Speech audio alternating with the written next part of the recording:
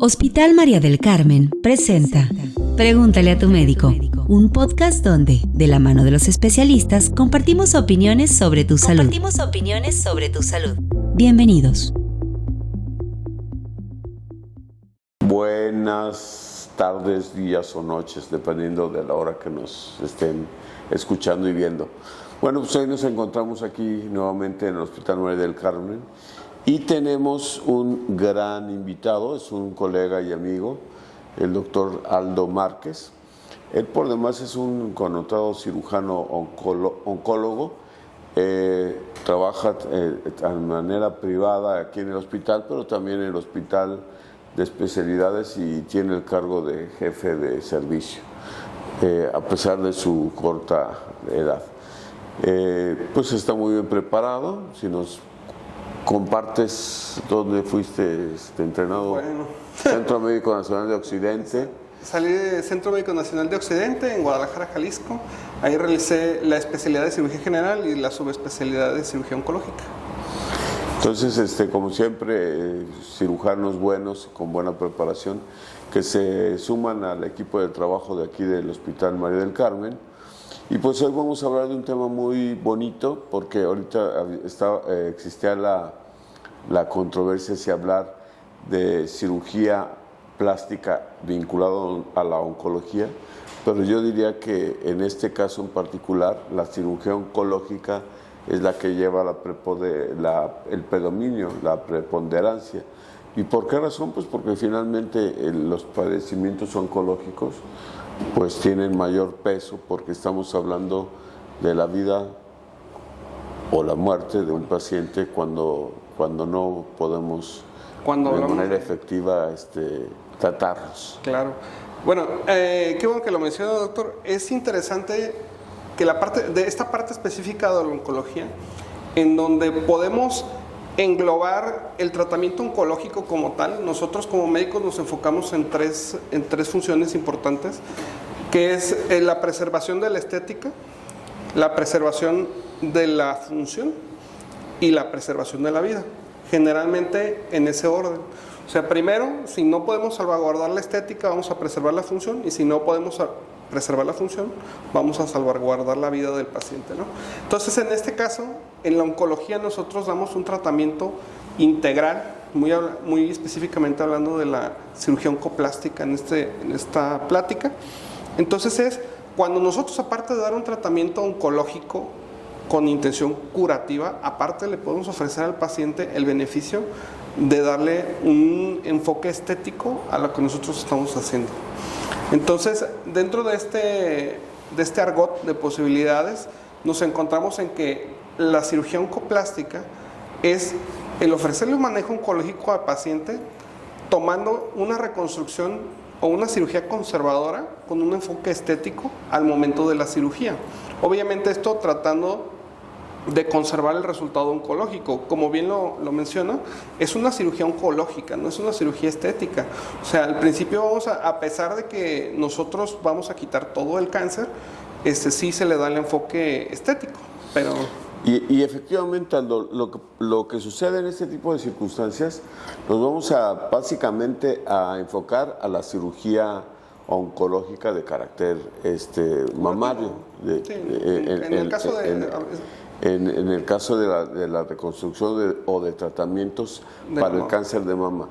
Porque también pudiéramos estar hablando de procedimientos que se vinculan las dos especialidades, claro, en tumores cutáneos faciales, en los cuales pues puede haber defectos grandes que tanto el cirujano plástico como el oncólogo se vinculan para el tratamiento, pero el término oncoplástico se acuña específicamente para la situación del tratamiento de cáncer de mama.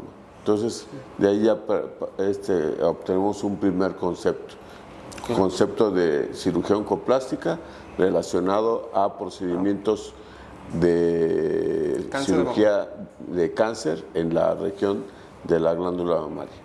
Y dado que el cáncer de mama es de los principales cánceres en la mujer, ocupa el primer o segundo lugar. El primer lugar en Latinoamérica conforme al diagnóstico. Estadísticamente hablando, 1 de cada 8 mujeres en México va a tener cáncer de mama. O sea, entonces, realmente es una cantidad impresionante. Sí, a nivel mundial todavía el cáncer de pulmón sobrepasa al cáncer de mama, pero a nivel Latinoamérica es número uno. Entonces, por eso hablaba de 1 o 2 y ya nos da las estadísticas al momento. Y en la región, porque si estuviéramos en Ámsterdam en Ámsterdam pues seguirá siendo cáncer de pulmón probablemente porque están en Europa y allá hay unos programas de detección. Pero bueno, vamos a empezar hablando de detección oportuna. ¿Qué te parece? Claro que sí. Bueno, nosotros podemos distinguir en algunas enfermedades, como por ejemplo la gripa, el COVID, todas las enfermedades de transmisión por gotas, existe una prevención primaria, en donde nosotros podemos utilizar ya sea una mascarilla o un tipo de cuidado específico para no contagiarnos. Esa es una prevención. En el caso del cáncer hablamos específicamente de que solo existe la prevención secundaria, que corresponde a la detección temprana del cáncer o detección oportuna, y a la prevención terciaria, que sería que en caso de que ya tengas la enfermedad, tratar de controlar las complicaciones que puedes tener asociadas a esa enfermedad. Entendiendo que el cáncer de mama tiene varios factores de riesgo asociados, claro, por lo cual se denomina que son enfermedades multifactoriales. Y en ese sentido, ¿cuáles son los principales factores de riesgo para el cáncer de mama?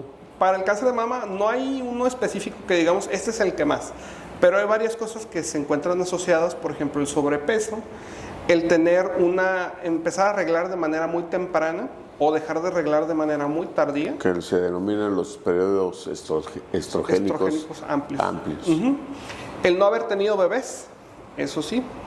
El no haber amamantado. También. ¿Sí? El no haber amamantado es un factor de riesgo, pero el dar pecho es un factor protector. Más de 6 meses de que amamante una mujer es un factor protector. Disminuye la incidencia de cáncer de mama, ¿sí? Entre otros. Ciclos anovulatorios, que esté mucho tiempo reglando, también se asocia al cáncer de mama, y algunas otras exposiciones. ¿Y la situación de carácter familiar? Sí, el cáncer familiar pensaríamos que ¿hay cánceres que se heredan? Sí. Sí hay cánceres que se heredan por genes específicos, específicamente en el cáncer de mama, se llaman BRCA1 y BRCA2, o más comúnmente conocidos como BRCA1 y BRCA2,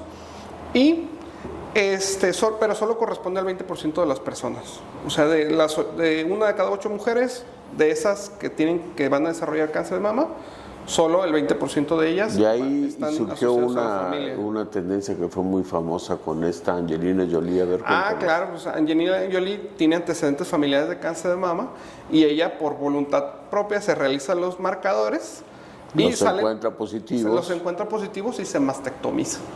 Se quita las 2 mamas. Este tipo de cirugía se llama cirugía profiláctica, entre comillas, pero la realidad es que no existe la profilaxis, porque como lo que estábamos platicando, no podemos prevenir el cáncer de mama. No existe una prevención específica para el cáncer de mama. Entonces, también se denomina entonces reductora de riesgo. Reductora de riesgo. Entonces, ¿Y por qué ese término de reductora de riesgo? Para transmitirlo a nuestros porque a pesar de que no tengas mamas, puedes desarrollar cáncer. Y puedes desarrollar cáncer de mama, aunque no tengas mamas. Entonces, ¿dónde lo vas a desarrollar? Generalmente se desarrolla en otras partes fuera de la mama. ¿Sí? ¿Por qué? Porque la estimulación la tuviste durante cierto tiempo y puedes desarrollar cáncer, o a lo mejor ya tenías cáncer, o una célula migró a otra parte de tu cuerpo, entonces reduces aproximadamente entre un 85 y un 90% del riesgo para tener cáncer de mama. Pero aparte en la cirugía, por eso se llama reductora, finalmente si no es una mastectomía formal, sí, dejas algo de tejido glandular. Claro. Y ahí dejas el complejo de la pezón. Sí. Y buena parte de los tumores se desarrollan precisamente detrás o en el complejo areolapezón. Sí, aparte de que tenemos que preservar cierta cantidad de grasa Para que dé colchoncito. Sí, no puedes dejar la pura piel, o sea, necesitas dejar específicamente un poquito de grasa abajo. Que es lo que le digo, colchoncito, sí, para que nuestra audiencia entienda, ¿verdad? Sí, un colchoncito para que pueda ¿Qué es lo que estaba diciendo el doctor? Colgajos un poco gruesos, sí, para que no quede pegada la piel a la aponerosis del músculo. Sí, y luego poderlo reconstruir, que es lo importante. Y ahí entran las cuestiones. Para determinar qué es una cirugía conservadora o de cuadrantectomía o preservadora de piel, ¿cuáles son los conceptos aquí para que nuestros oyentes nos entiendan? Bueno, cuadrantectomía consiste en quitar un cuarto de la mama. Sí, nosotros anatómicamente y estructuralmente dividimos la mama en cuartos, aunque ya para la cirugía oncoplástica la dividimos en 7 partes, sí. Pero para grandes rasgos, si tenemos la mama, la dividimos en 4, ¿sí? Como una naranja. Entonces una cuadrantectomía consiste en quitar uno de esos cuartitos. ¿Sí? A diferencia de la cirugía conservadora de mama, que pudiéramos llamarlo, que son parte de la misma rama, pero son cosas diferentes. La cirugía conservadora de mama consiste en quitar una lesión y podemos quitar ya sea en forma oval, o sea, sobre la misma lesión, sin quitar todo el cuadrante, quitar solo la bolita por una incisión alrededor del pezón, ¿sí? Y en el caso de la cirugía oncoplástica, que es tener un patrón específico para reducir el volumen mamario y reduciendo el volumen mamario quitar la parte de la lesión. Y para ello debe haber ciertas condicionantes. Sí, claro. Y es la condicionante básicamente de la relación tumor mama o mama tumor, que es lo mismo. Es prácticamente lo mismo. Y esto, para que nos entiendan. Bueno, si tenemos sabemos todos que existen diferentes tamaños de las mamas, ¿no? Entonces, si nosotros tenemos una mama muy grande con un tumor muy pequeñito, eso nos lleva a que podemos realizar muy probablemente una cirugía oncoplástica. Y si la mama está muy chiquita, con un tumor muy grande, ahí lo más probable es que sea imposible o muy difícil realizar una conservación. Bueno, todo es posible, pero el problema radica en que finalmente la secuela de tratar de hacer ese tipo de procedimientos, que ya lo vemos en cirugía plástica, es más difícil cuando se hace ese tipo de tratamientos, reconstruir una mama que no tenía esta buena relación mama-tumor, bajo ese patrón que ya quedó, a hacer una reconstrucción completa. Sí, claro. A veces la secuela es más grave que la misma mastectomía completa. Claro. Entonces, aparte de eso, tenemos que las pacientes obligatoriamente cuando van a ser sometidas a una cirugía oncoplástica tienen que recibir radiación. Entonces, si la paciente no puede recibir radiación, se considera que la paciente no es candidata a una cirugía oncoplástica. Entonces decimos, bueno, ¿qué tan difícil es que a mí me den radiación? Bueno, es que existen consideraciones especiales para los pacientes. Por ejemplo, que la paciente está embarazada. Esa es una contraindicación para recibir radiación. ¿Sí? Que el tumor, aparte de estar solo en un lugar, esté en otras partes de la mama. Esa es una cirugía ya de carácter metastásico. Se llama multifocal. O multifocal. Multifocal. Tenemos una mama en donde, si dividimos la mama en cuadrantes, que digamos que tenemos el cuadrante superior externo, un tumor, y otro en el cuadrante inferior externo, otro tumor. Ah, ok, sí. ¿Sí? No, en algunas ocasiones, si son chiquitos y la mama es muy grande, se puede realizar la resección de los dos y podemos darle radiación. Pero si la relación mama-tumor, juntando esos tumores, le quitamos, la mama es muy deforme, ¿sí? Pues no es candidata ella a una cirugía oncoplástica, ¿sí? Si el tumor está invadiendo la piel, lo más probable es que tampoco sea candidata a cirugía oncoplástica. Ahí sí hay que quitar todo. ¿Y qué dices con respecto a los tumores retroareolares? Existen varias técnicas en donde se puede quitar el complejo areola-pezón y se puede reconstruir con la misma piel de alrededor de la mama, ¿sí? Esto obviamente al final le condiciona a la paciente que tenga una mama más estética, obviamente a diferencia de una mastectomía, pero pues no podemos conservar el complejo areola-pezón. Por obvias razones, porque el tumor estaba involucrado el complejo areola-pezón. ¿Qué condiciones tendría que tener las pacientes? Y ya lo has dicho de manera somera, pero hay que hacer énfasis. La condición del tumor en cuanto a su detección. Los tumores tienen que ser detectados de manera oportuna y por lo tanto en estadios clínicos tempranos. Así es. Mientras más tempranamente se detecte un tumor, ¿qué quiere decir temprano? Siempre es una pregunta interesante. Temprano es cuando el tumor mide menos de 5 centímetros. Y ahí viene una clasificación que es la TNM. Que si nos quieres explicarles qué viene eso. A grandes rasgos, porque es algo complejo para entender por los pacientes, la T significa tamaño, la N significa ganglios y la M significa metástasis. Entonces, en el caso de que los tumores que midan de 1 a 5 centímetros, eso incluye de la T1 a la T2. Entonces, si no tiene ganglios en la axila, esos son etapas tempranas y esos pacientes pueden ser inicialmente llevados a cirugía.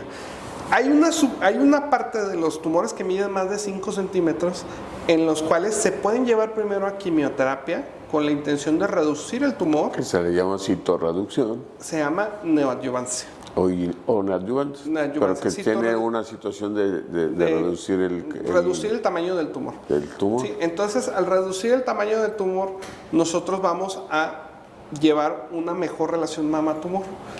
Entonces, si el tumor está muy grande y la mama está muy chiquita, porque mide 5 centímetros el tumor, lo llevamos a quimioterapia primero, reducimos ese volumen y luego lo podemos llevar a una cirugía conservadora de mama.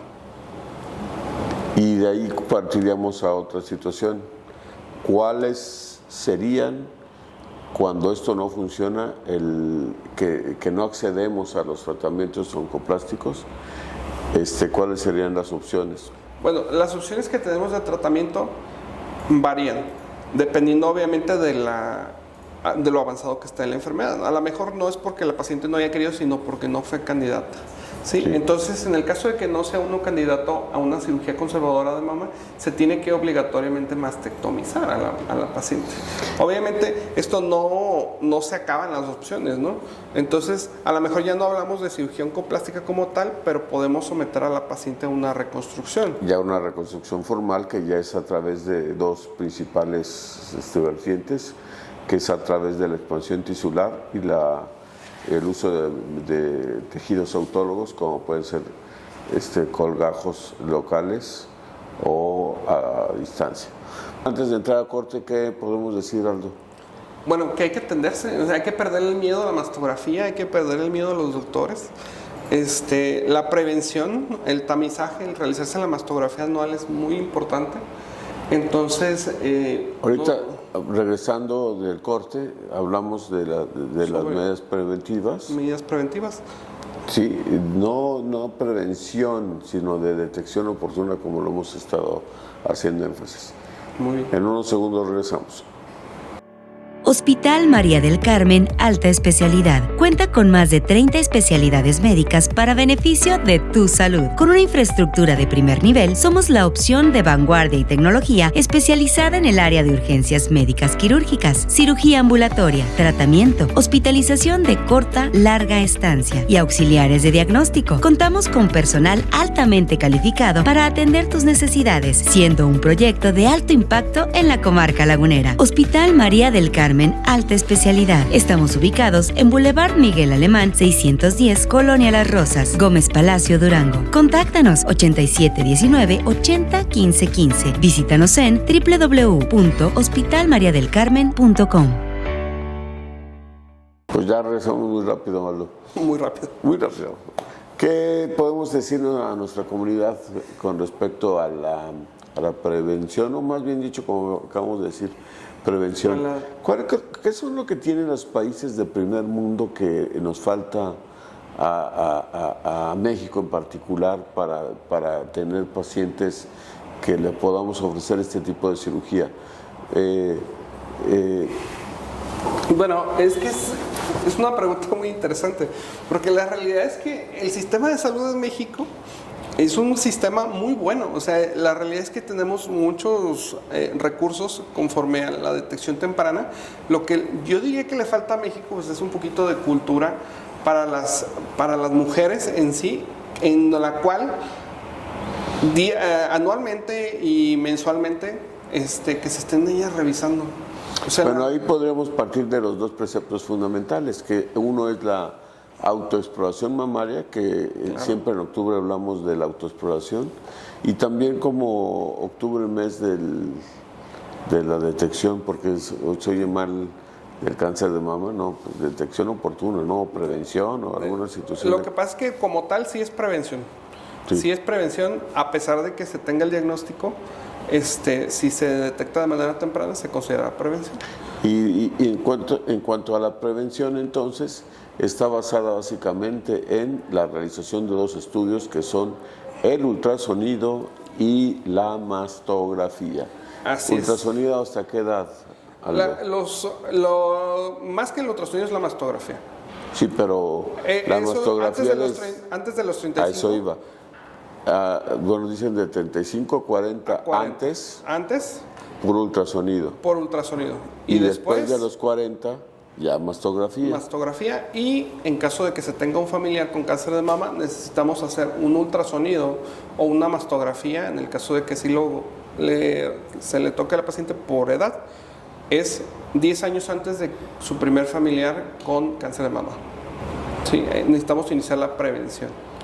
¿Sí? Y ahí eso es lo bonito o el arte en la medicina, porque aunque haya ya concepto ya preestablecido, sí se tiene que adaptar a cada paciente o a cada grupo de riesgo que se puede estar estableciendo. Sí, de hecho, hoy por hoy, la oncología personalizada, nosotros todos los oncólogos tenemos guías internacionales, nuestros manejos son a base de guías internacionales, pero el futuro de la oncología es la personalización de los tratamientos. Esto es con exámenes ya sea específicos del paciente o específicos al tumor, para nosotros dirigir las terapias específicas contra ese tipo de cáncer. Y ya ha habido una transición, ¿verdad? Cada día nos estamos acercando. De hecho, hace 30 años, ¿cuál era el principal cáncer en la mujer? El cáncer cervicuterino. ¿Y qué pasó? ¿Por qué transicionó? Y todos lo sabemos, por la situación de la detección a través del Papa Nicolau. Del Papa Nicolau, y disminuyó y disminuyó sustancialmente. Sí, claro. Pero en el cáncer de mama hace falta un poquito. Sí. El cáncer de mama en México todavía lo encontramos principalmente en etapas avanzadas. Casi siempre el 60-70% de las personas, de las mujeres principalmente, lleva con etapas avanzadas. Y cuando ya estamos en esas etapas, pues ya los tratamientos que estamos mencionando, de tratamientos oncoplásticos, pues se ven bastante reducidos, porque ya con tumores grandes, la posibilidad de hacer tratamientos conservadores se reducen a lo mínimo. ¿Cuál entonces es la realidad actualmente? Porque también hay que hablar, Aldo, de la situación, de la cantidad de procedimientos oncológicos que se realizan, de tratamientos oncoplásticos y de tratamientos reconstructivos, que serían tres grandes grupos de tratamientos de áreas en el cáncer de mama. Entonces, como le decía, en México la mayor parte de esos pacientes son etapas avanzadas. Del 30 al 35% de etapas tempranas que identificamos, la mayoría, sino que es un 98% de los pacientes se pudieran tratar con cirugía conservadora, ¿sí? Otros factores incipientes al paciente, que no puede recibir radiación, etcétera, pues ahí sí los limitamos un poquito más, ¿no? Pero de esos pacientes, ¿por qué no los identificamos tempranamente? Pues lo que le mencionaba, nosotros tenemos la infraestructura para realizar estudios de tamizaje. ¿Y por qué? Porque existen campañas de toma. O sea, simplemente es, a veces, Pero ahí yo veo, mira, sí, yo, pues, como miembro, copartícipe tanto de la medicina pública como institucional, pública o institucional y privada, sí veo que muchas veces, aunque haya todo este robustecido aparato de detección en la medicina pública, mucha de la gente no quiere acceder a esto. Bueno, ahí la situación es la siguiente. Obviamente todos esos servicios se encuentran saturados. O sea, digamos que se tiene un mastógrafo y todo el día está funcionando ese mastógrafo, Y tenemos 1 de cada 8. ¿Cuántos mexicanos somos? No sé cuántos mexicanos somos. Son 140 millones. 140 millones. 135, 140. Más o menos la mitad son mujeres. Más 51% que lo dice. 51%, más o menos. Entonces, si pongámosle que son 150, más o menos. Son 75 millones de mujeres en México, un poquito más. De los cuales 1/8 de esas mujeres, que son otros millones, no sé cuántos son, van a desarrollar cáncer. O sea, obviamente no tenemos la cantidad de mastógrafos para que entonces, haya cada uno. Dices que sí, pero en la realidad no. Sí, pero no, a lo mejor entre los mastógrafos de manera particular y los mastógrafos que son de servicios públicos, a lo mejor sí. Pero aparte, eso, añadirle que las mujeres no van a hacerse las mastografías. Entonces estamos hablando de una situación, como mencionabas, de carácter cultural. Sí. Sí hay las maneras de detección, sí hay los aparatos, a lo mejor no en la cantidad deseada, y en la medicina pública eso de hacer filas para muchas personas les representa un inconveniente. Sí, por supuesto. Aquí, ¿qué nos puedes decir del Hospital María del Carmen al respecto? Para empezar, tenemos la infraestructura y los equipos necesarios para la detección temprana de cáncer de mama. Tenemos mastógrafo, ultrasonido, los especialistas. Lo más importante son los especialistas. Entonces, obviamente nosotros contamos con un equipo multidisciplinario que, otra cosa importante, el tratamiento del cáncer no es solo de un médico. Efectivamente. O sea, eso es algo importantísimo para que nuestros pacientes lo conozcan, y es que el tratamiento del cáncer es multidisciplinario. O más que multidisciplinario, interdisciplinario. Interdisciplinario. ¿Por qué? Porque de hecho hay clínicas, y aquí la tenemos, en la cual el oncólogo se vincula con el oncoquirúrgico, que es el caso de Aldo, con el oncomédico, con el médico en radiación, también con el que es el radioterapeuta, también con el cirujano plástico, también rehabilitador, psicólogo, acompañante, casi que tenemos todo. Aquí la situación del cáncer de mama es importante porque, aparte de mermar la salud del paciente, conforme a lo físico, merma la salud psicológica del paciente. Y más allá de la calidad de vida que se va alterada, la dinámica familiar. Sí, por supuesto. El hecho de tener un paciente con un padecimiento oncológico, pues sí merma toda la calidad de vida de la familia, porque el estar viendo cómo se deteriora el estado de salud de un ser querido, pues ya de por sí es una situación bastante comprometedora, incómoda, comprometedora, que involucra la dinámica familiar per se. Claro. Entonces, pues aquí tenemos todo. O sea, la realidad es que tenemos ya conformado un equipo en el cual le podemos dar la atención interdisciplinaria para el paciente oncológico. Entonces, es importante, ¿no? Aparte de eso, tener que tú pongas tu salud en manos expertas, ¿no? Y se dan también, porque luego también veo, y con mucha frecuencia, que aunque haya pacientes que tengan la posibilidad de realizarle un procedimiento de los que estamos hablando ahorita, de conservadores oncoplásticos con precisión, que dado que no hay esa vinculación tan estrecha como aquí la tenemos en el aspecto institucional, pues aunque pudiera haber la posibilidad de hacer un tratamiento oncoplástico, le terminan por hacer un tratamiento ablativo de mutilación, una mastectomía. ¿Qué nos puedes mencionar, Aldo? ¿Sobre los tratamientos ablativos? Sí.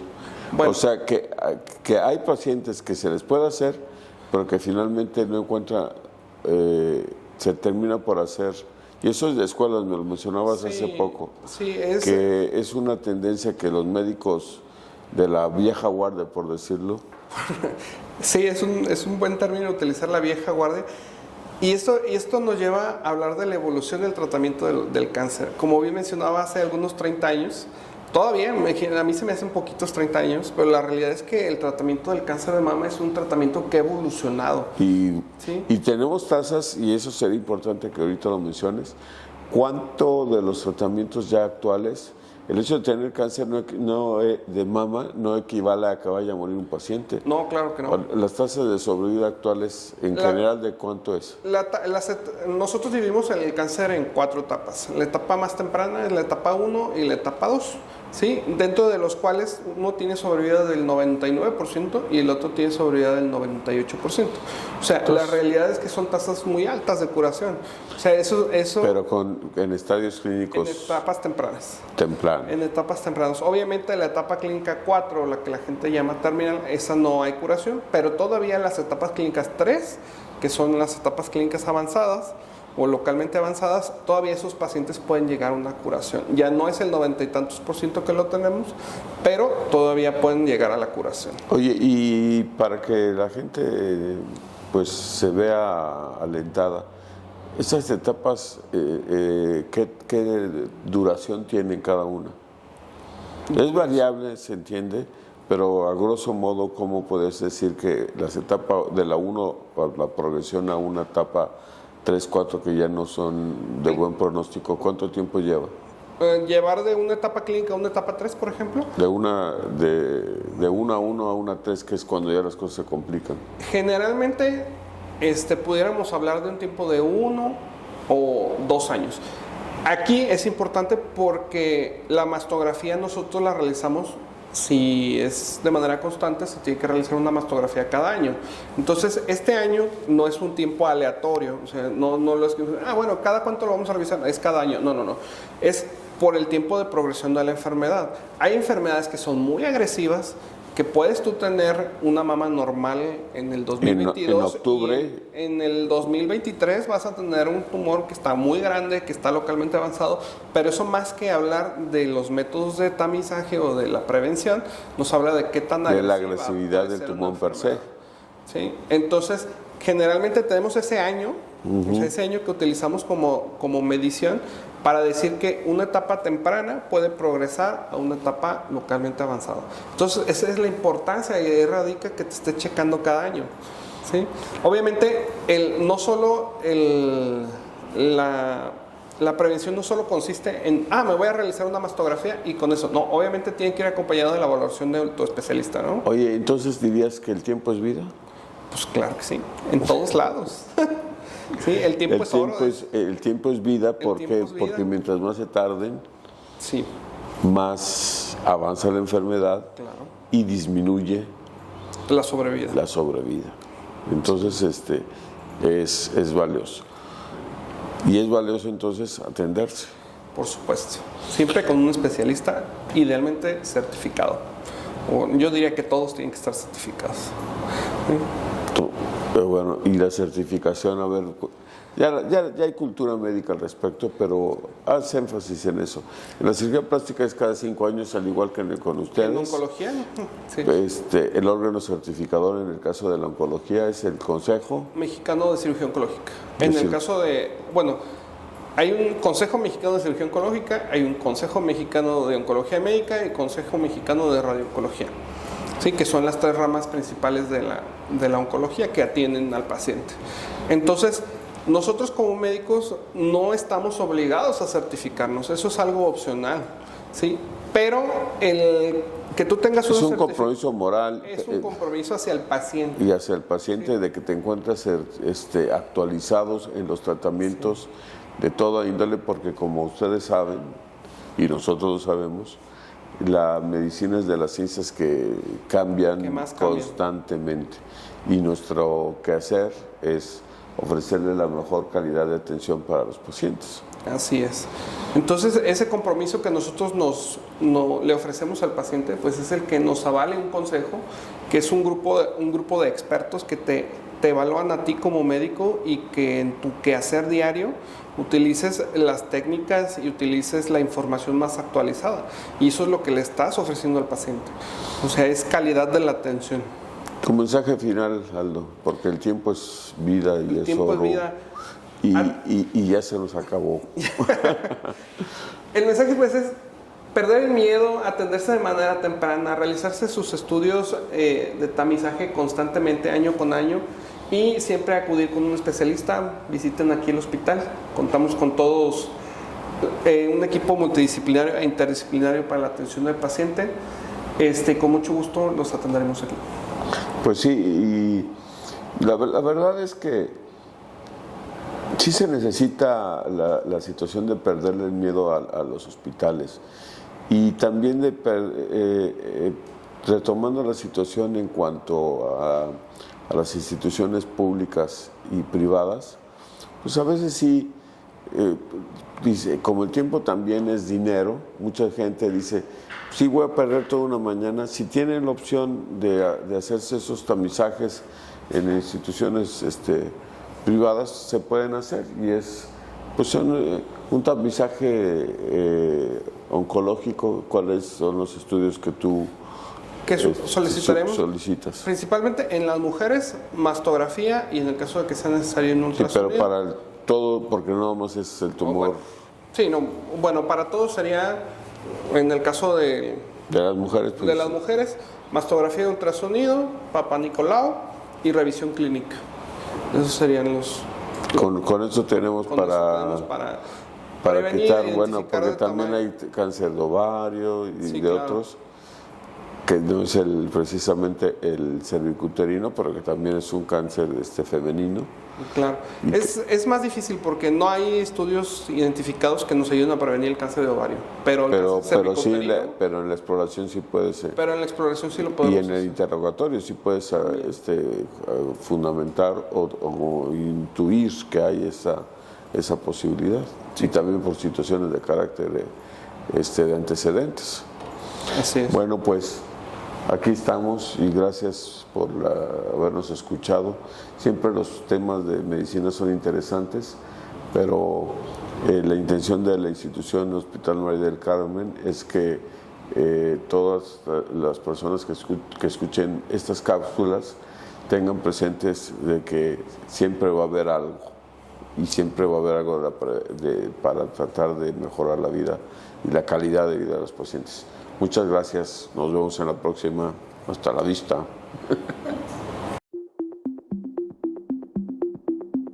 Esto fue Pregúntale a tu médico, por Hospital María del Carmen. Tu salud en la opinión de los especialistas.